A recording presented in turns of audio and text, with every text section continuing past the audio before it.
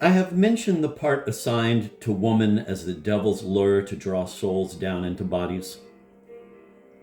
In return, one might say, in order to get even, a feminine principle, held to have pre-existed material creation, occupied in Catharism, an analogous part of that of the Sophia Pistis of Gnosticism. To the woman who was instrumental in the perdition of souls, there corresponded Maria, symbol of the pure saving light, intact, immaterial, mother of Jesus, and it would seem the all-gentle judge of released spirits. The Manichaeans had for centuries the same sacraments as the Cathars, the laying on of hands, the kiss of peace, and the veneration of the elect or pure. It is important here to mention that Manichaean veneration is addressed to the, quote, form of light, end of quote, and that this represents in every man his own spirit which has stayed in heaven beyond terrestrial manifestation and welcomes the homage of his soul by a salute and a kiss. Hell, being the prison of matter, Lucifer, the rebel angel, can reign there only for the length of time that the error of souls persists. At the end of the cycle of their ordeals, comprising for men who have not yet been illumined several lives, physical and other, creation will return to the unity of the original spirit. The sinners borne off by Satan will be saved, and Satan himself will once again bow in obedience to the Most High.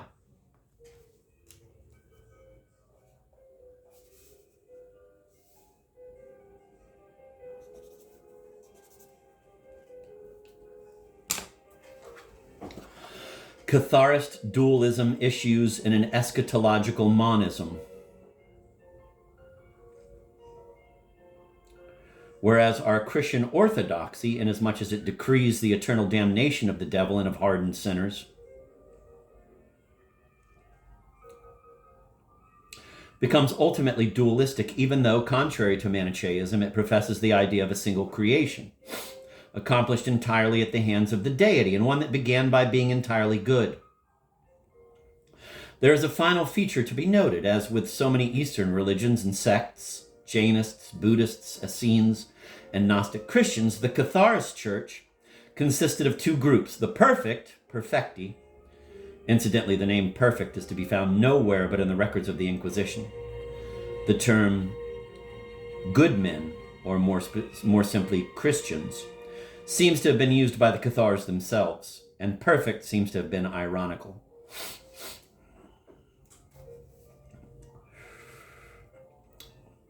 The Catharist Church consisted of two groups, the perfect, perfecti, who had received the consolamentum, and the mere believers, credens or imperfecti. The latter alone were allowed to marry and to go on living in a world which the pure condemned, and this without having to comply with all the precepts of esoteric morality. Bodily mortifications, contempt for creation, the severance of all worldly ties.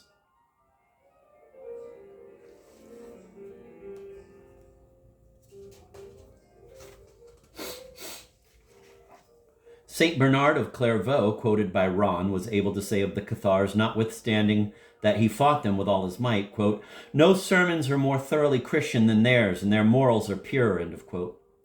His testimonial makes up to some extent for the slanders of the Inquisition. It is nevertheless odd to find a saint describing as, quote, Christian, end of quote, a form of preaching in which several of the fundamental dogmas of his church were rejected. As for the purity of the morals of the Cathars, it has been shown that they professed beliefs entirely contrary to those upon which true Christian morality is based.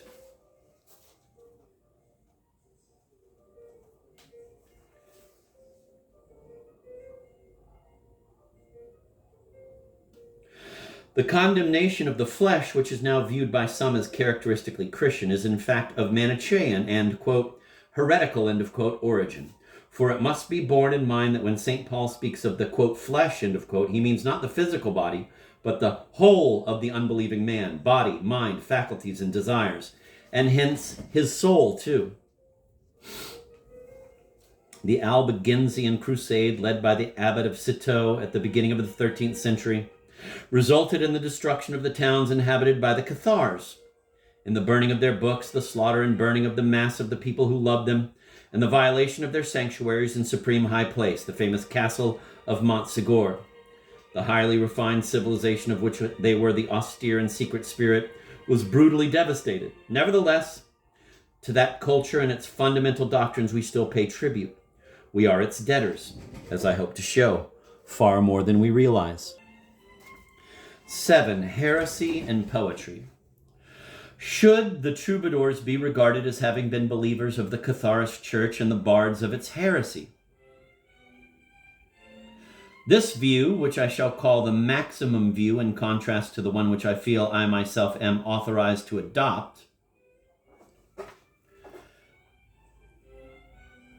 it is set forth on page 101 and it is discussed at greater length in chapter 10, was put forward by a succession of venturous spirits such as Otto Rahn, and in my opinion, they damaged it by trying to make it too plain at a historical rather than a spiritual level.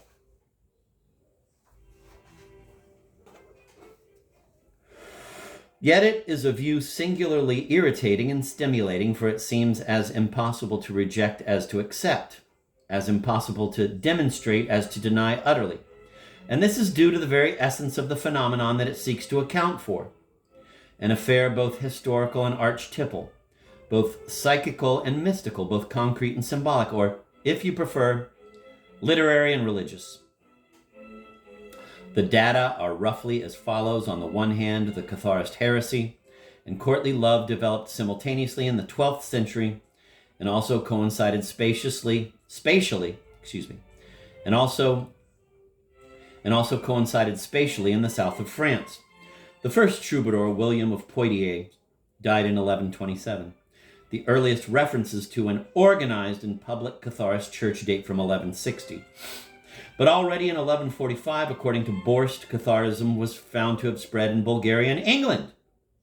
The name appears that year in Germany and 2 years later in Languedoc. Arno Borst infers that Catharism invaded Europe in a couple of years. He is surprised. I do not believe it. Under other names, or even without name, Catharism existed in people's minds much earlier than, quote, historical, end of quote, texts. Its doctrines were condemned in France as early as the 11th century, at Orleans, in Poitou, Périgord, and Aquitaine. That is to say, and let us not fail to notice it, in the very places where the first troubadours appeared.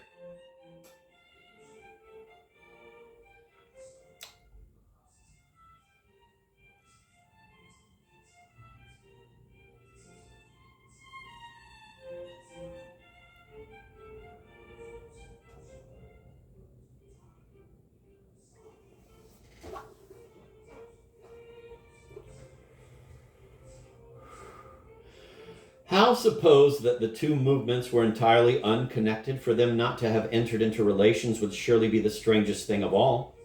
But on the other hand, in weighting the opposite side of the scales, how could there be a connection between those somber Cathars, whose asceticism compelled them to shun all contact with the opposite sex, and the bright troubadours, joyful and up to any folly, who turned love, the spring, dawn, flowery gardens, and the lady all into song? The first troubadour, that was number one. Note number 2. This went so far as to prevent a perfect from sitting on a bench if a woman had recently left it. Yet many women of the nobility were Cathars, and the troubadours dedicated to them their lays.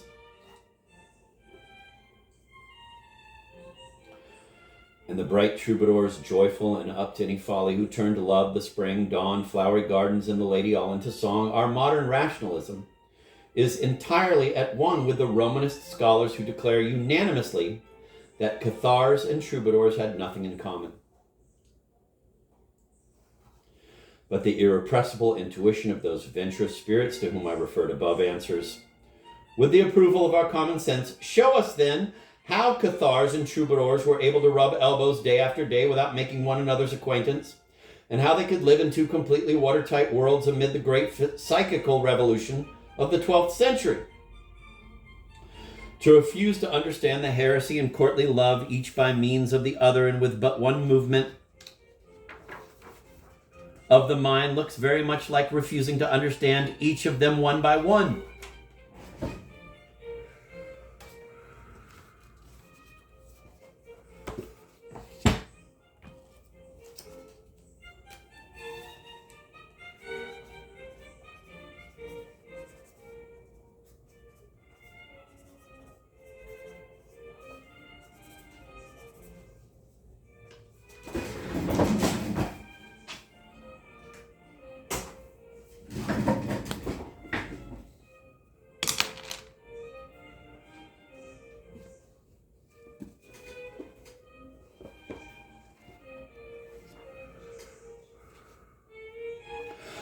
What is there in favor of the venturous view? Raymond V, Count of Toulouse and suzerain of Languedoc, wrote in 1177, quote, "The heresy has penetrated everywhere. It has sown discord in every family, dividing husband from wife, son from father, a man's wife from his mother. Even priests yield to the temptation. The churches are abandoned and falling into ruin. The most important people on my estates have been corrupted. The crowd has followed their example and has given up the Catholic faith, so that I no longer dare to undertake anything." End of quote. Howe suggests that the troubadours lived and sang in such a world as is pictured there, without caring what went on in the heads and hearts of the noblemen on whose bounty they lived. In reply to that question, we are told that the first troubadours were seen in Poitou and the Limousin, while the heresy had its center more to the southward, in the county of Toulouse. But we find that the language which the troubadours of the Limousin employed from the beginning is the language of the county of Toulouse, and the same language was soon being used by troubadours in other parts of Europe. It is also contended that the courts most often named by troubadours as making them particularly welcome were those of nobles who remained orthodox. But that does not hold for all of them. Far from it, as will be seen presently. Moreover, quite possibly the presence of troubadours at such courts is a sign of heretical tendencies in them. Here is the beginning of a song by Père Vidal, quote, "My heart rejoices on account of the agreeable and sweet renewal, and on account of the castle of Fanhot, which seems paradise to me, for love and joy are confined there, as well as all that is due to honor and sincere and perfect courtesy," end of quote.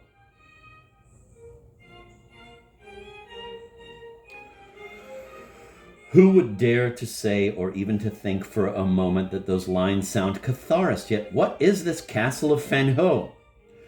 One of the mother houses of the Cathars, the most famous of heretical bishops, Guilbert of Castres, directed it in person from 1193, and the poem quoted above may be ascribed to about 1190.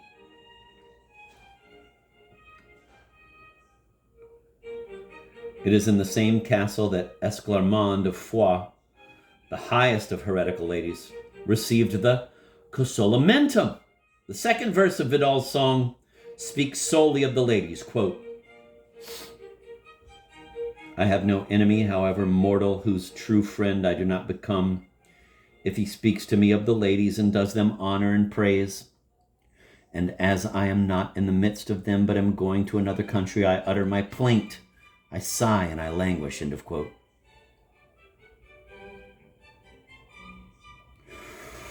The reader may well wonder if Père Vidal can be more than an amusing gallant, a flatterer of the wealthy women who formed his public. But the rest of the poem is disturbing. He lists the houses in which he has been made welcome and the places from which, alas, he has to take leave so as to get to Provence. The castles of Laurac, Gaillac, Saissac, and Montreal.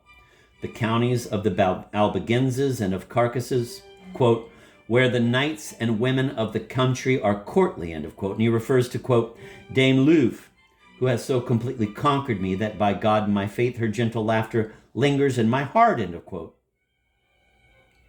Now, we happen to know that every one of those castles was a well-known focus of the heresy, that they were even, quote, "heretics' houses," end of quote, convents of a kind. That the counties named were notoriously Catharist, and that the Louve is Countess Stephanie, alias La Loba, who belonged to a group of active heretics. The poem entitled in a modern anthology,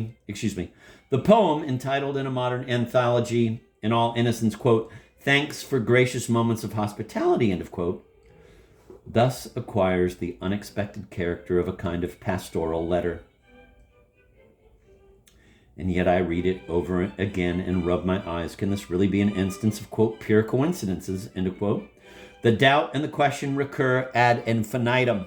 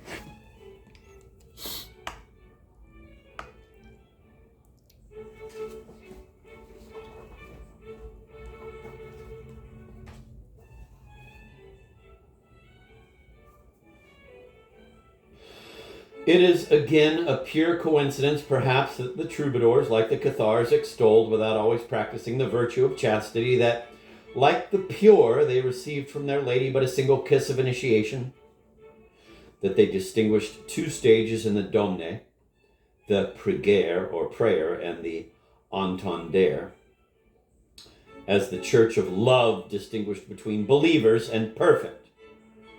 The troubadours scoffed at the marriage bond, which the Cathars called the aorata fornicatio.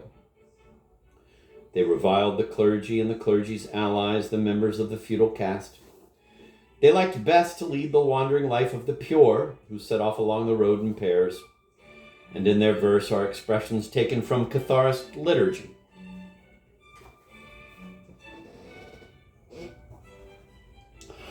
It would be only too easy to go on finding similar, quote, coincidences, end of quote, but what are the arguments on the other side? Not all the troubadours, I shall be told, were supporters of the heresy. A number ended their days in a convent cell. No doubt, and moreover, Folquet of Marseille turns out to have taken part in the Albigensian Crusade. But on that very account, he was considered a traitor, and one day was brought before Pope Innocent III and charged with having caused the death of 500,000 persons.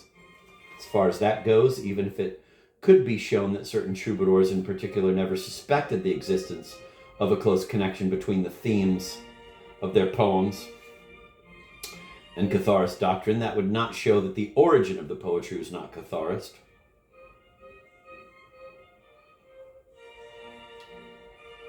The troubadours, it should be borne in mind, displayed an admirable unanimity in composing their coblas and their servants. They all obeyed the same rhetorical canon. It is easy enough for poetry, and possibly very beautiful poetry, to be written with commonplaces of the time, and for the poet concerned not to suspect the source of those commonplaces. Beauty apart, is this not indeed usual?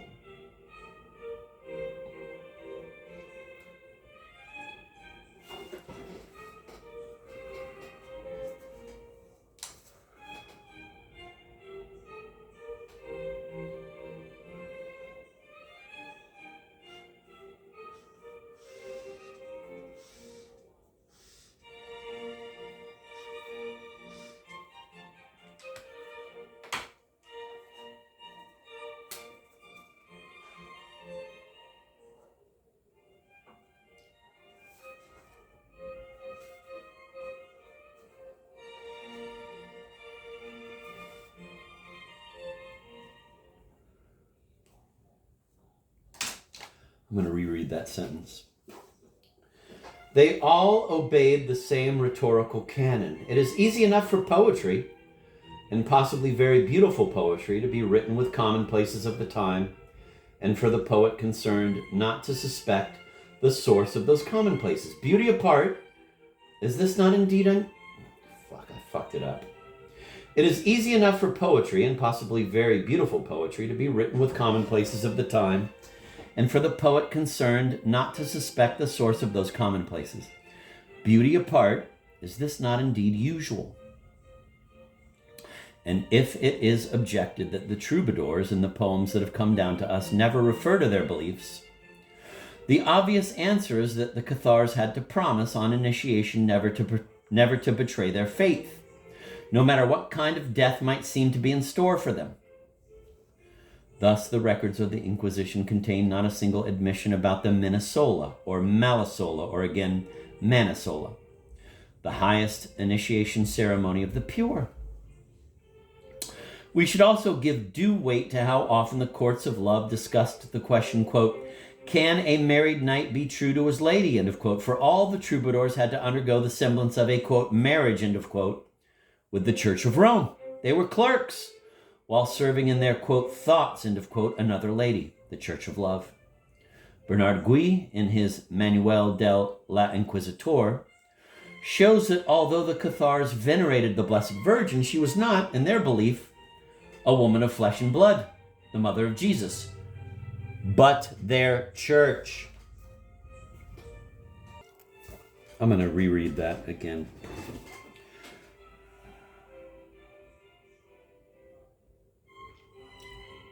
We should also give due weight to how often the courts of love discuss the question, quote, can a married knight be true to his lady, end of quote, for all the troubadours had to undergo the semblance of a, quote, marriage, end of quote, with the Church of Rome, they were clerks, while serving in their thoughts another lady, the Church of Love. Bernard Gui, in his Manuel de l'Inquisitor, shows that although the Cathars venerated the Blessed Virgin, she was not in their belief a woman of flesh and blood, the mother of Jesus, but their church. And that but their church is all in italics, like that the mother of Jesus was not a human being. The mother of Jesus was their church. Unbelievable.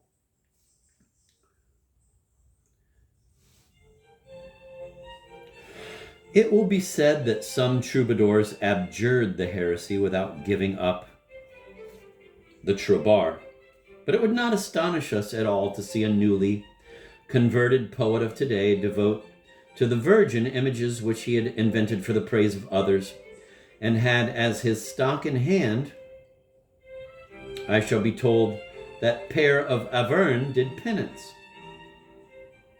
But what better proof that he had been a heretic?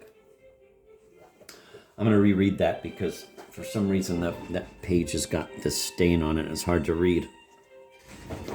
It will be said that some troubadours abjured the heresy without giving up the troubar, Trobar. But it would not astonish us at all to see a newly converted poet of today devote to the Virgin images which he had invented for the praise of others and had as his stock in hand. Period. I shall be told that Pere of Auvergne did penance.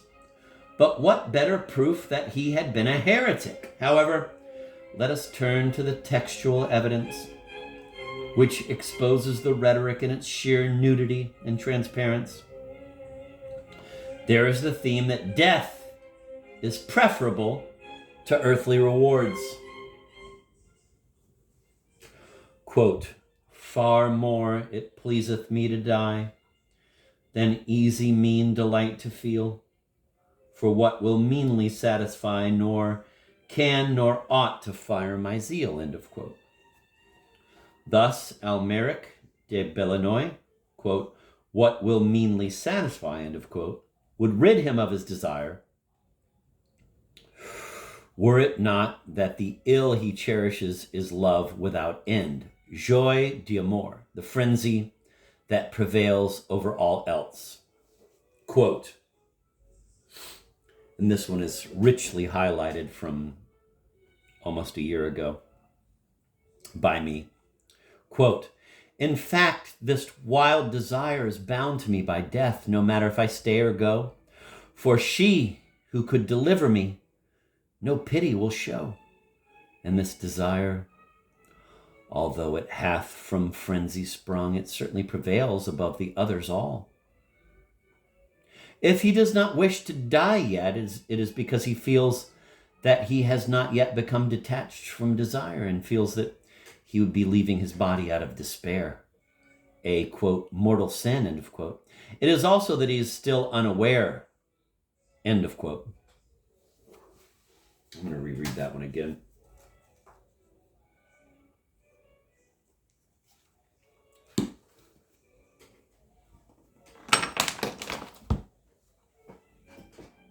So good.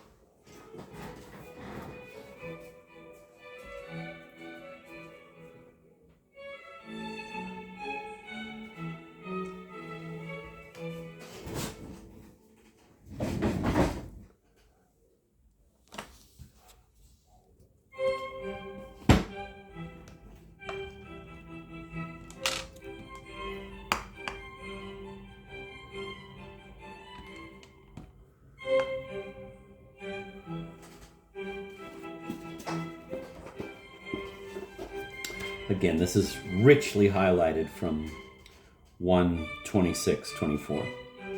And today is 10:3:24, so 9 months ago. Thus, Almeric de Belloni, what will meanly satisfy would rid him of his desire, were it not that the ill he cherishes is love without end. Joie d'amour, the frenzy that prevails over all else.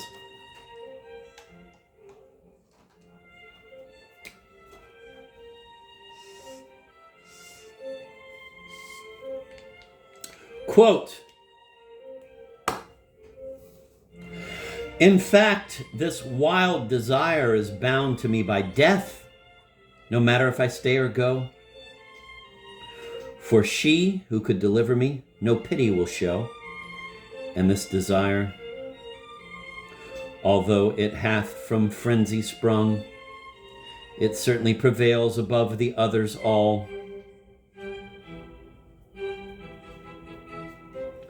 If he does not wish to die yet, it is because he feels that he has not yet become detached from desire, and feels that he would be leaving his body out of despair, a, quote, mortal sin, end of quote. It is also that he is still unaware, quote, how this may be his will, that ecstasy, his soul, shall softly steal. End of quote. Did not the Catharist doctrine require that life should be ended not out of weariness, nor out of fear of pain, but in a state of utter detachment from nature? Dieu de Rocher, a living scholar intensely interested in Catharism, his Études Manichaeans et Cathars, 1952, and Le Catharisme, 1938, insists likewise that in the Catharist view there was a, quote, danger of flying too swiftly up to heaven, end of quote, and opposes Catharism to Buddhism on that truly capital point. Next, here is the theme of parting, the leitmotif of all courtly love. Quote, heaven, how doth it thus befall? The farther off I am, the more I long for her, end of quote. Then there is Guerat de Bornheil, who prays to the true light.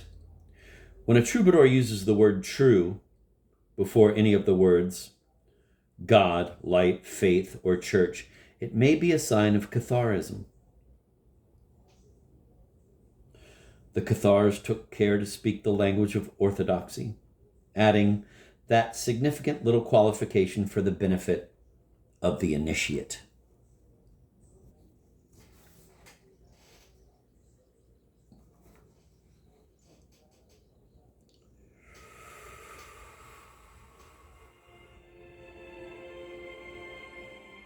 Then there is Guerat de Bornheil, who prays to the true light as he waits for the dawn of terrestrial day, the dawn that is going to reunite him with his, quote, copain, end of quote, or comrade, of the road and hence of his trials in the world.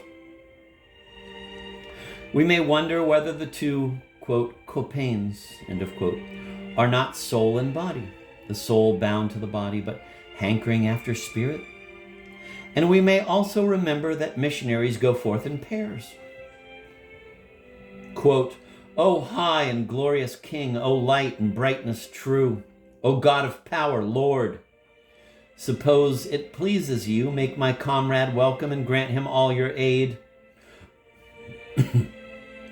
For him I have not seen since fell the night's dark shade, and soon will come the dawn.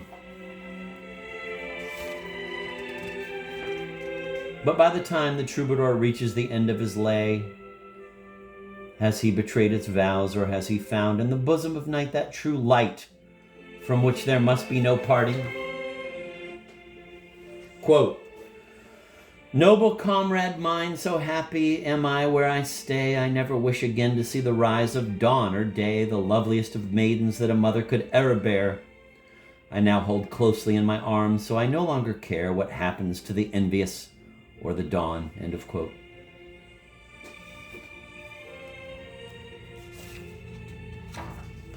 The nightingale was cheerfully giving throat to the trill that later on, in the second act of Tristan, provided Wagner with Bringane's sublime cry, Haberat, Haberat, schon weicht dem Tag die Nacht. In English, have a care, have a care. Now night gives way to day.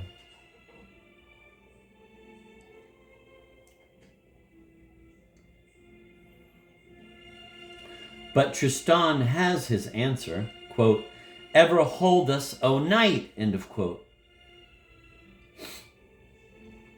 There is a parallel in the beginning of another, anonymous, Dawn. Dawns were an accepted kind of poem. It will readily be understood how appropriate they were for the purposes of a vision of the world in which day and night were hostile to one another.